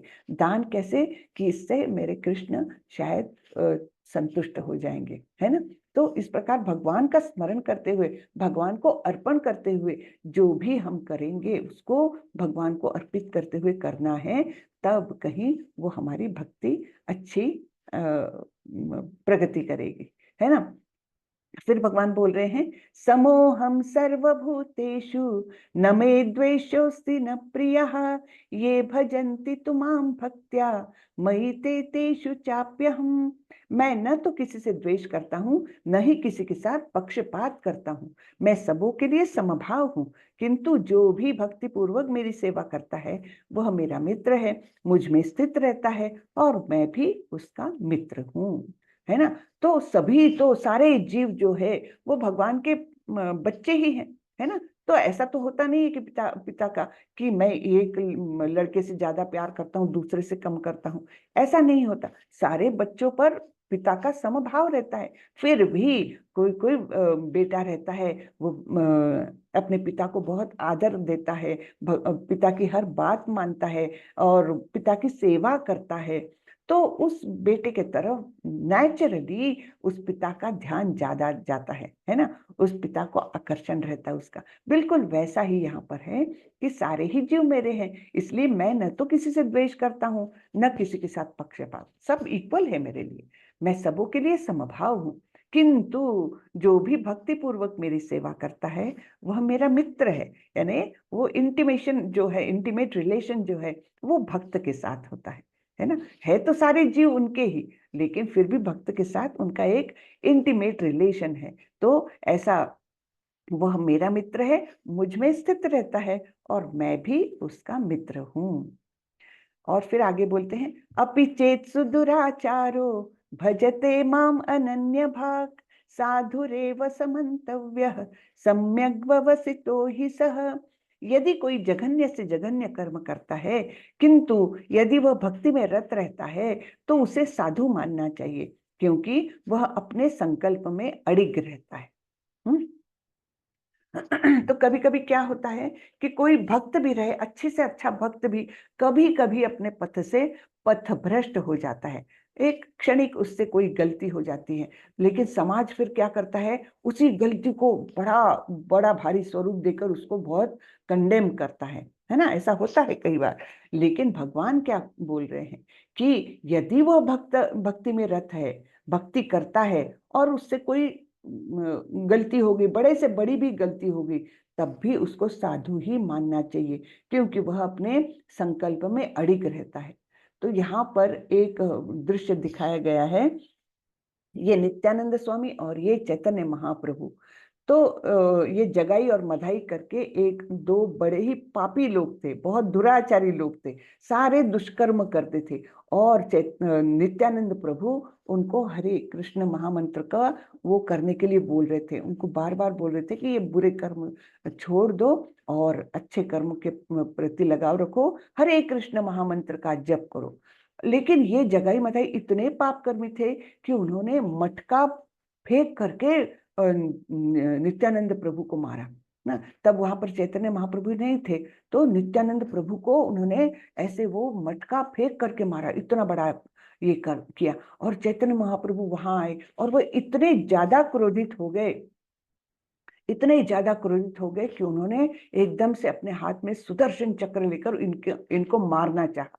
लेकिन नित्यानंद प्रभु ने उन्हें रोक लिया, उन्होंने बोला कि नहीं, इन्होंने पाप कर्म किया है, लेकिन फिर भी इनको हम अच्छा मतलब अच्छे मार्ग पर ला सकते हैं, आएंगे वो लोग, आप उनको मारो मत, है ना। तो चैतन्य महाप्रभु को उन्होंने रोक लिया था। और उसके बाद वास्तविक रूप में जगाई और मधाई इतने मतलब बड़े भक्त बने, उन्होंने बहुत अच्छे कार्य किए और चैतन्य महाप्रभु भी उनसे प्रसन्न हो गए थे। तो ऐसा होता है कि कभी कभी किसी का अच्छे कार्य करने वाले को भी पतन हो जाता है, लेकिन उसको वैसे समझना नहीं चाहिए। क्षिप्रम भवति धर्मात्मा शश्वच्छान्त क्षिप्रम भवति धर्मात्मा शश्वच्छान्तिं निगच्छति कौन्तेय प्रतिजानीहि न मे भक्तः प्रणश्यति। वह तुरंत धर्मात्मा बन जाता है और स्थायी शांति को प्राप्त होता है। हे कुंती पुत्र, निडर होकर घोषणा कर दो कि मेरे भक्त का कभी विनाश नहीं होता। जैसे भक्त प्रहलाद है ना, प्रहलाद महाराज, इनके पिता ने इनको कितने कष्ट दिए, कितना कितना प्रताड़ित किया, लेकिन भगवान ने उनको हर समय संरक्षण दिया।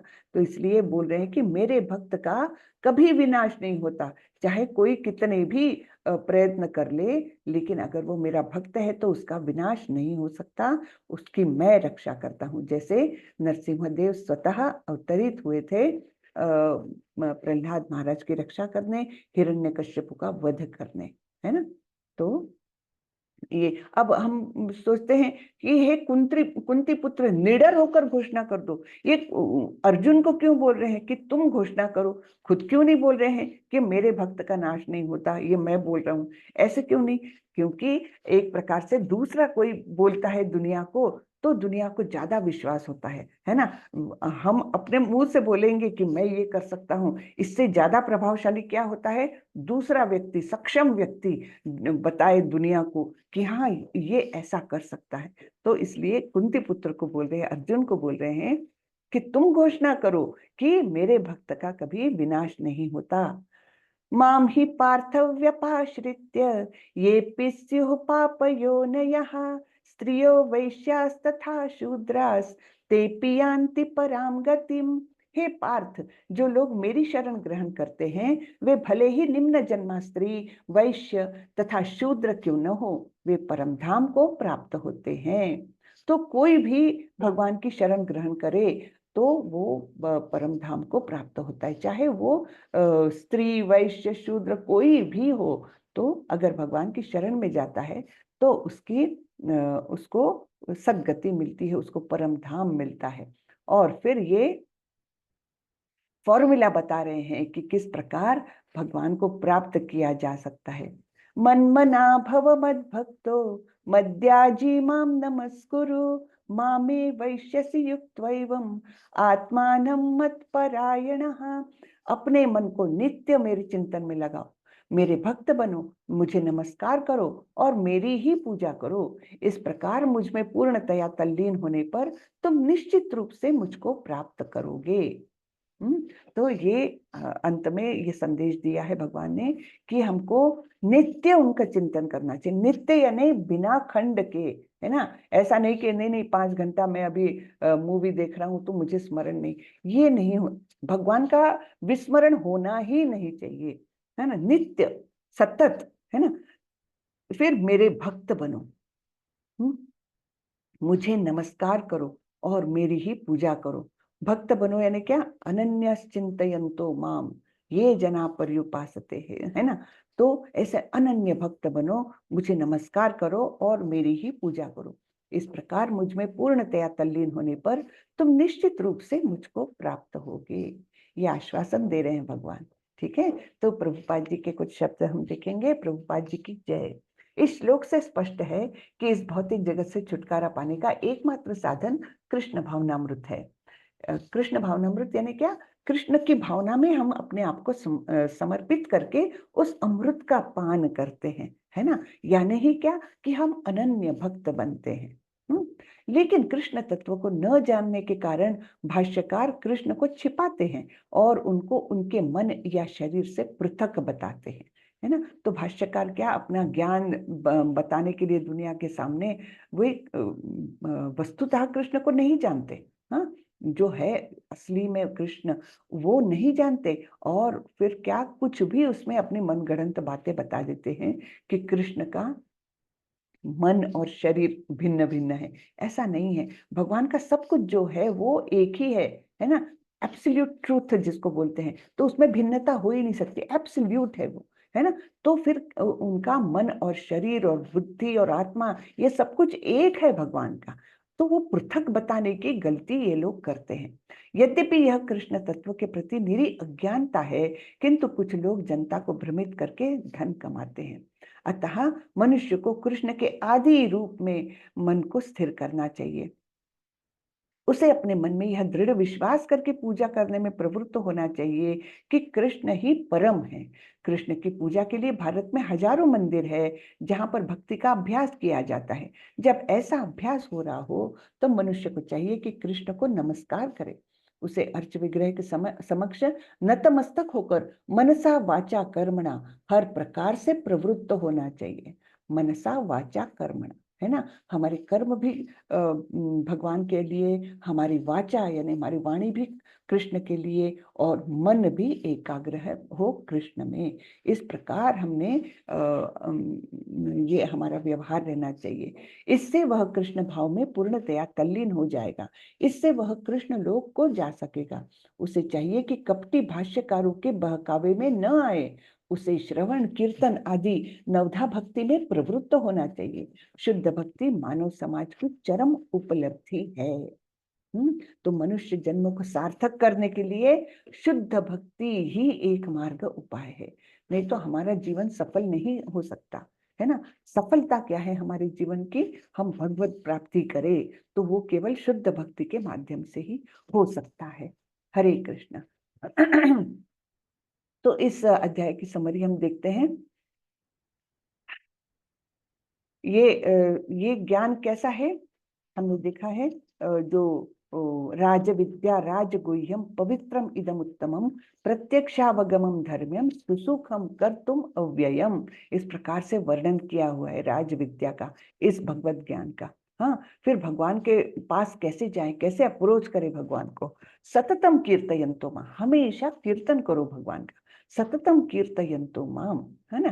तो ये मार्ग दिखाया है। और स्वीटनेस ऑफ एक्सक्लूसिव डिवोशन, यानी उसकी माधुर्य, माधुर्य क्या है इसमें, मन मना भव मद भक्तो, ये ही एक उसका मतलब वो रस है। कोई रस से हमको जुड़ना होता है ना भगवान से, तो ये भक्ति का रस है।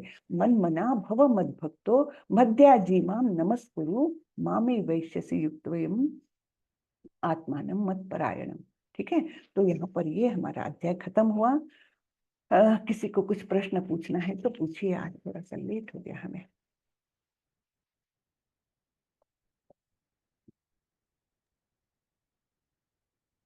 हरे कृष्णा। हरे कृष्णा, किसी को कुछ पूछना है तो पूछे। हरे कृष्णा माता जी, दंडवत प्रणाम। दंडवत प्रणाम प्रभु। माता जी, ये पितर लोक, माता जी कहते हैं पितरों की पूजा करेंगे तो पितर लोक में जाएंगे, तो पितर लोक भी होता है क्या? हाँ, पितरलोक होता है। तो सीधे सीधे पितरों के हाँ, पास चले जाएंगे उनकी पूजा नहीं, करते। लोक होता है, एक अलग लोक है। तो इसके बारे में मेरे भी मन में बहुत शंकाएं अभी भी है, पहले भी थी, तो मैंने 2-3 बार पूछा भी, बहुत कुछ मेरा समझ में नहीं आया। लेकिन ये जो लोक बताए ना, भूरलोक और पाताल लोक हाँ, जो और स्वर्ग 14 लोक, लोक हैं। इनसे जी जी। भिन्न एक पितरलोक है, इनसे भिन्न है।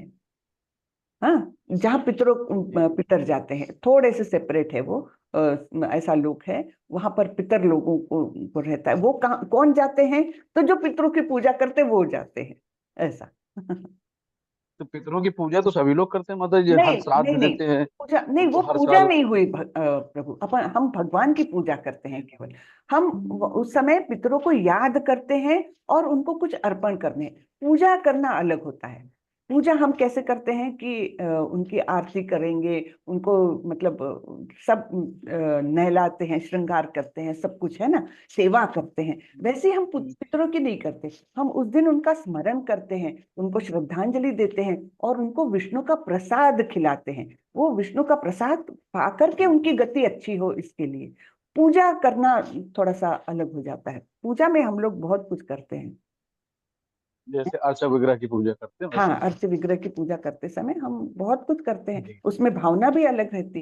लेकिन यहाँ पर जी। पितरों की जब करते हैं तब उनको अच्छी गति मिले, उनको याद करेंगे, उनको अच्छी गति के लिए उनकी सद्भावना के वो करते हुए हम विष्णु का प्रसाद उनको देंगे। विष्णु का प्रसाद पा करके उनको गति अच्छी मिलती है। जी जी। हरे कृष्ण, हरे कृष्ण, हरे, दंडवत प्रणाम। धन्यवाद। हरे कृष्णा माता जी। हरे कृष्ण प्रभु।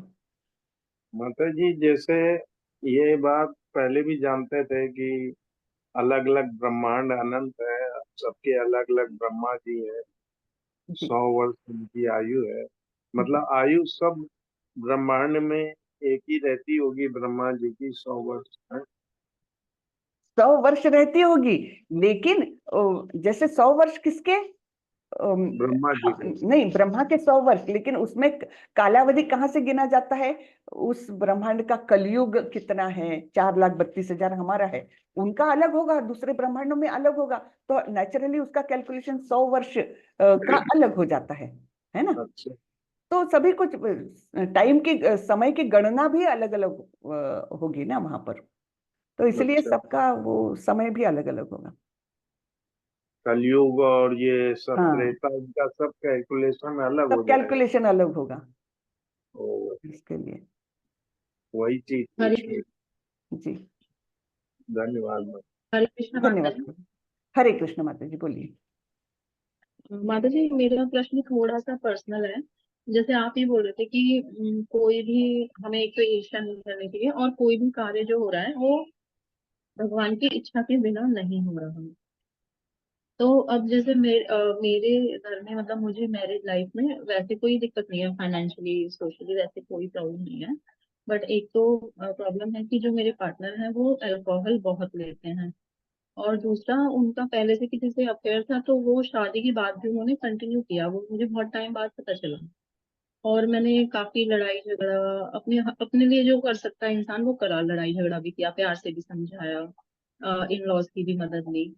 मगर कोई भी कुछ कर नहीं पा रहा। अभी लास्ट में भी मतलब ये हुआ कि क्योंकि वो थोड़ा दूर रहते हैं हमसे, वीकेंड्स पे आते हैं, मेरे जो हस्बैंड है वो बीच बीच में आते हैं, वीकेंड पे या फेस्टिवल पे आते हैं। तो मैंने बेटी का एडमिशन करवाया तो वहां पे कि हम तुम्हारे साथ ही रहेंगे, तो वो भी उन्होंने मना कर दिया। मतलब वो मेरा लास्ट अटेम्प्ट था 10 सालों में, 11 सालों में, कि अगर अभी ये भी नहीं सक्सेसफुल होता तो फिर मैं कोशिश करना बंद कर दूंगी। बट वो भी सक्सेसफुल हो नहीं पाया क्योंकि उन्होंने एडमिशन करवाने ही नहीं दिया। इवन मतलब मेरी मदर इन लॉ ने वैसे मेरा सपोर्ट करती है, पर वैसे उन्होंने उस तरीके से उधर भी सपोर्ट नहीं किया। तो अब मेरी कभी कभी ये मुझे मतलब मेरे मन में ये सवाल आता है कि क्या ये यही भगवान की इच्छा है कि हम उनसे दूर रहें, या वो जिन गलत कार्यों में हैं, मतलब हमारे अकॉर्डिंग वो गलत है, उनको तो अच्छा ही लग रहा है, पर वो जिन चीजों में इन्वॉल्व है वो उन उसी में रहेंगे। मतलब हाँ, अब हम कुछ नहीं कर सकते क्योंकि 11 साल होने वाले हैं इस चीज को, और कुछ चेंज नहीं हो रहा है। बाकी सब चीजों से मैं ठीक हूँ कि पैसे की कोई कमी नहीं है, वो हमारे लिए जो रिस्पॉन्सिबिलिटीज करनी होती है एज अ हस्बैंड वो सब करते हैं, लविंग है, केयरिंग है। बट जो ये दो कमियां हैं, अल्कोहल और जो उनका पहला जो रिश्ता चला आ रहा है, वही दो कमियां जो है वो इतनी बड़ी लगती है मुझे कई बार कि मैं परेशान रहती हूँ उन चीजों की वजह से। तो क्या ये भी भगवान की ही इच्छा है, या क्या करना चाहिए? मतलब अब मैं तो थोड़ा सा हिम्मत हारने लगी हूँ, मेरा मन नहीं करता कुछ भी करने की, मैं बहुत कोशिश कर चुकी हाँ माता जी, बहुत कॉम्प्लिकेटेड सवाल है। एक्चुअली हमारा जीवन ही बहुत कॉम्प्लिकेटेड है। कई बार हमारे सामने ऐसी परिस्थितियां आ जाती है कि हमने क्या किया जो ऐसी परिस्थिति मेरे सामने आ गई, है ना, ऐसा मन में विचार आता है। लेकिन हमको क्या है, अपने जीवन का बहुत, यानी ये तो एक लंबे स्पैन में ये कुछ क्षण हो जाते हैं। लंबा स्पैन हमारे जीवनों का, कितने जीवन हमने बिताए हैं और कौन से जीवन में हमने क्या क्या किया है, ये हमारे सामने पिक्चर है ही नहीं। हम केवल इतना सा देखते हैं, है ना, बहुत थोड़ा सा। भगवान जो देखते हैं वो ब्रॉड वे में देखते हैं, वो ऊपर से, मतलब एक उनको ब्रॉडर व्यू है। तो हर जीव के कुछ कर्म रहते हैं, है ना, कुछ पास्ट रहता है, तो उसके अनुसार सब जीवन बुनते जाता है अपना। ठीक है ना, हम बहुत छोटा सा जानते हैं।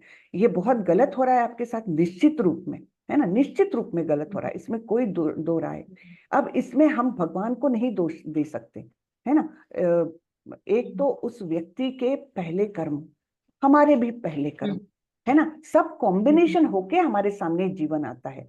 अब हर राह में दो बातें या कुछ ऑप्शंस भगवान देते हैं, और उसको कौन सा ऑप्शन हमको चुनना है कौन से क्षण में, वो फ्रीडम हमको देते हैं। उसके बाद वो रास्ता तय हो जाता है। तो मतलब आपके प्रॉब्लम का एकदम ब्रॉड वे में तो एकदम ऐसे सॉल्यूशन तो नहीं मिल सकता है, कोई भी नहीं दे सकता। लेकिन इतना सोचिए कि भगवान किसी के प्रति अनजस्ट नहीं है, अन्याय नहीं करते। कुछ ना कुछ उनके कर्म और हमारे कर्म ऐसे हैं कि हम एक दूसरे से जुड़ गए, है ना। अब जुड़ तो गए, तो आगे का मार्ग कैसे इसको ठीक तरीके से बिताएं, इसका थोड़ी सी फ्रीडम हमको भगवान ने दी हुई है।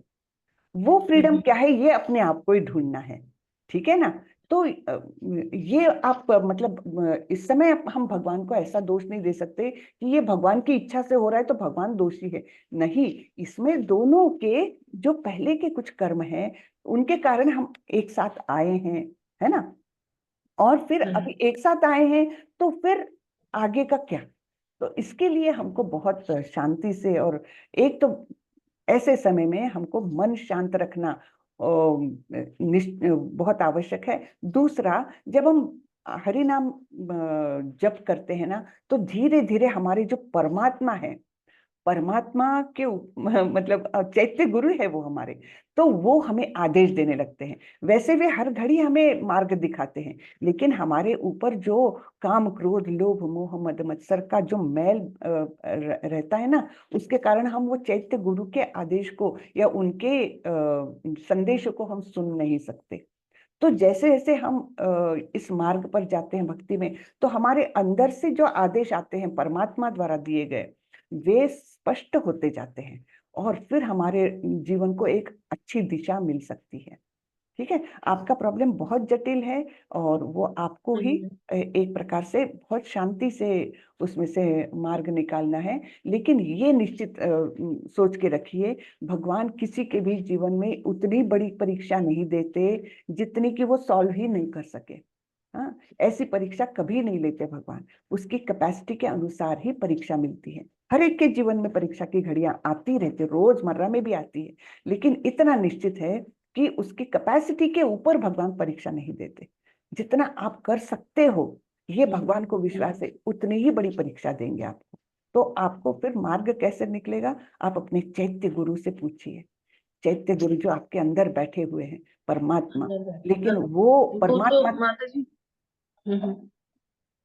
वो जैसे अब इतना सारा, इतने सालों में मेरा तो यही है कि जैसा चल रहा है चलने दो, बस इनको छेड़ो मत। और क्योंकि डिवोर्स लेकर या अलग होके अपना और बच्चे की लाइफ बहुत स्ट्रगल भरी हो जाएगी। हालांकि कई लोगों का ये भी होता है कि तुम इतना क्यों झेल रहे हो, तुम निकल जाओ, पढ़ी लिखी हो।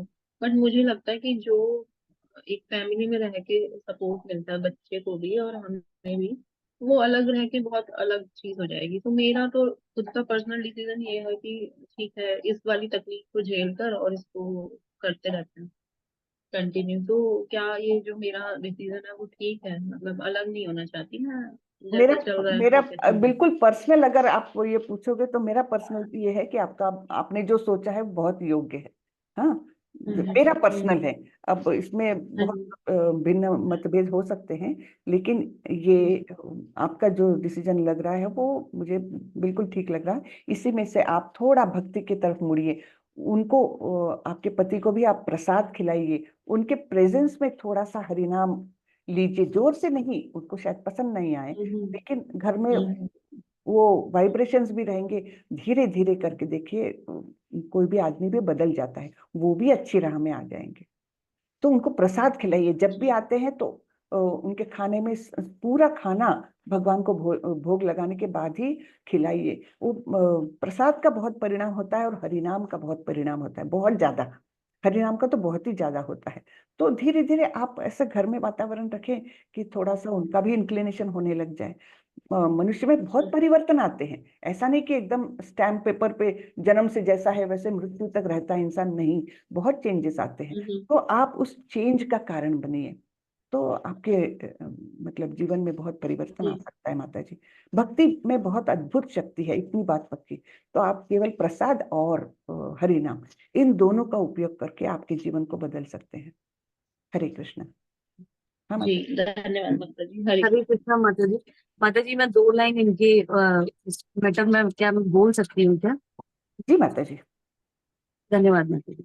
माता जी, जैसे आपने कहा था ना ये मेरे साथ ही क्यों हुआ, तो आप इसको पॉजिटिव वे में भी देखो ना, कि अगर आप अपने हस्बैंड के साथ अगर आपकी म्यूचुअल अंडरस्टैंडिंग होती तो आप उनके मुंह में ही रहती, कृष्णा की तरफ डाइवर्ट ही नहीं होती। जब आपको कष्ट मिले तो आपने एक सोल्यूशन निकालने की कोशिश करी भगवान की शरण में जाने का, तो भगवान ने आपको अपॉर्चुनिटी दी है कि आप इन मोह वाली चीजों से निकलिए। ये लस्ट है और इससे निकलना ना बहुत मुश्किल है कलयुग में, और गृहस्थी में रह के तो बहुत मुश्किल है। तो आपको भगवान ने चुना है, आप ये देखिए कि भक्ति के लिए भगवान ने आपको चुना है। नॉर्मल लाइफ में तो हम बहुत मुश्किल से समय निकाल पाते हैं, लेकिन आपके पास तो समय ही समय है कृष्णा को याद करने के लिए, कृष्णा को भजने के लिए। तो आप उस समय को यूटिलाइज करिए और फिर देखिए आपकी लाइफ में कितने मिरेकल होते हैं। आप इसको पॉजिटिव वे में लेके और बस कृष्णा की भक्ति में लग जाइए और अपने नित्य कर्म करिए। जो आपके कर्म है, जो हाँ, आपकी रिस्पॉन्सिबिलिटी है, आप उनको करते रहिए और फेथ ऑन गॉड, कृष्णा पे विश्वास रखिए। आपके संग कभी अनफेयर नहीं होगा और you will feel very very happy. जब हम आप गीता जी पढ़िए, अभी तो आप माता जी से ना गीता जी के कुछ श्लोक सुन रहे हैं और उनका माता जी एक्सप्लेनेशन देती हैं। जब आप गीता जी को पूरा पढ़ते हैं, then you realise, once you read third chapter, first to third chapter पे जैसे ही आप आते हैं, आपके जितने भी क्वेश्चंस होते हैं उन सबका सोल्यूशन गीता जी के अंदर है। One one many questions and one solution is Shrimad Bhagwat Gita. तो ये जो मोह है ना इंसान के लिए, ये इंसान कुछ नहीं है, इस जन्म का साथी है बस, और जन्म जन्मों के साथी तो कृष्णा है हमारे। तो बिल्कुल सही। हमें इस चीज के लिए याद नहीं करना है कि मेरे साथ ऐसा क्यों हुआ। यू आर हैप्पी कि आपने कुछ पूर्व जन्म में अच्छा किया होगा, कि भगवान ने आपको अपॉर्चुनिटी दी कि आप कृष्णा की भक्ति कर सकें। तो आप दुख होने की जगह है ना, उस दुख को डाइवर्ट करिए कृष्णा के लिए, बहुत रादर अच्छा। देन कि मेरे साथ ऐसा क्यों हुआ, मेरे हस्बैंड ऐसे क्यों है। इसको सोचने की जगह हरे कृष्णा कृष्ण कृष्ण हरे हरे, हरे राम राम राम हरे हरे। फिर देखिए विद इन फ्यू मंथ्स आपको रिएक्शंस होने बंद हो जाएंगे, आप रिएक्ट करना बंद कर देंगी चीजों के ऊपर, कि जो होता है अच्छे के लिए होता है। एक बार आप गीता जी पढ़ना शुरू करिए माता जी, और चैंटिंग करना शुरू करिए, यू कैन फील कि इससे अच्छा कुछ भी नहीं है लाइफ में। ये तो बहुत छोटी सी चीज है कि ऐसा मेरे साथ हुआ, और आप थैंक्स करेंगी भगवान को कि आपने मुझे चुना, मेरे साथ ये हुआ, तभी मैं ये सब कर पाई, है ना। तो आप करिए जी माता जी माता इसको जी, कोशिश पॉजिटिव। करते हैं। हरे कृष्णा। बिल्कुल, बहुत धन्यवाद। अच्छा बताया क्षमा माता जी, आपने बहुत अच्छा बताया कि इस अपॉर्चुनिटी को, ये आपको समझिए कि आपके पास संधि आई है ये, तो इस अपॉर्चुनिटी को ऐसे यूटिलाइज करें, अपना जीवन बदल लीजिए और अपने आप सब कुछ बदल जाएगा। हाँ, हरे कृष्ण माता जी, दंडवत प्रणाम। हरे माता जी, सांसारिक जीवन भौतिक जीवन में ना सबके पास कष्ट है, लेकिन बस निवारण यही है ना माता जी, कि जिसके घर में लड्डू गोपाल आ जाते हैं, एकादशी व्रत रहता है, महामंत्र करता है, वो निश्चित ही बदलता है माता जी। मैं तो बिल्कुल कितनी बार देख चुकी हूँ, जिसके घर में लड्डू गोपाल आ जाते हैं और एकादशी करता है और महामंत्र के जाप करता है स्थाई से, तो वो जरूर बदलता है, और ब्रह्म मुहूर्त में। माता जी, हम तो कई लोग को देखे हैं माता जी ऐसा बदलते हुए, हाँ इसलिए हाँ, बहुत क्योंकि अच्छा। एक जैसा ना कभी भी जिंदगी नहीं रहता है, हम्म हमेशा उतार चढ़ाता है माता जी। इसलिए उनका देखिए, भक्तों का संग की वजह से तो माता जी आपसे सारी बात कह पाई। हम्म तो जी, भगवान ही तो कहला रहे हैं माता जी, इसलिए सब सही हम्म होता है। हम्म। आपका साथ मिला है ना माता जी, हम लोग के अंदर जो भी कमियां हैं वो सब सही होगी माता जी। ये भगवत इसलिए गीता, आप, भगवत हाँ गीता का साथ मत छोड़िए, भगवत गीता पढ़ते जाइए। जी माता जी, आध्यात्मिक बहुत मार्ग में बहुत बहुत मतलब आनंद है। हाँ, तो ये सब चीजें फिर बौनी लगने लगती है, ये सब समस्याएं अपनी है ना। जो आध्यात्मिका हमने देखा था ना, तीनों तापों से मुक्ति मिल जाती है ना।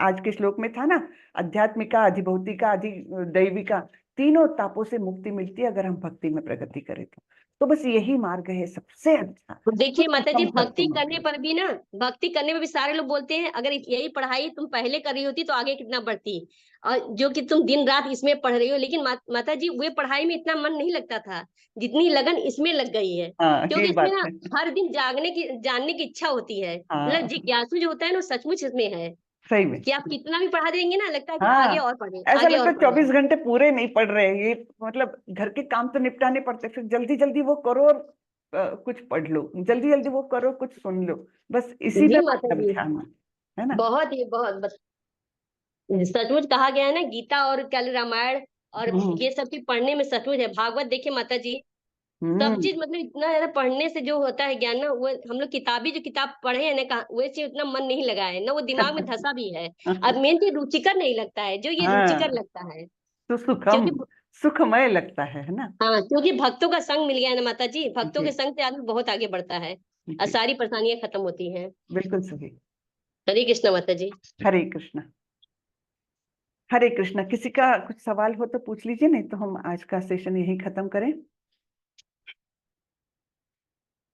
चैट में कुछ है क्या माता जी? अच्छा। नहीं माता जी। हम्म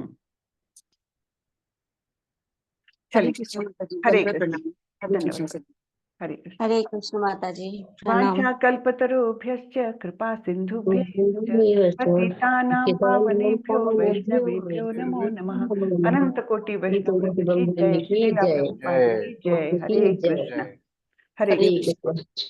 हरे हरे कृष्णा, कृष्णा सभी माता जी, हरे दंडवत कृष्ण, हरे प्रणाम। कृष्ण माता जी। हरे कृष्ण।